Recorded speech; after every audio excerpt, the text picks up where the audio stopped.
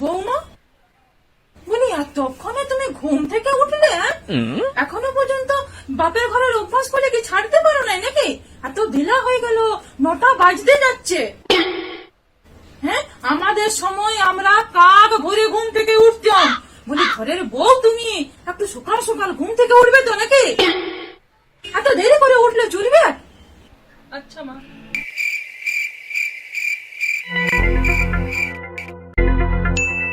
মা, মা উঠুন। চোর চোর নাকি গো? কে বটে?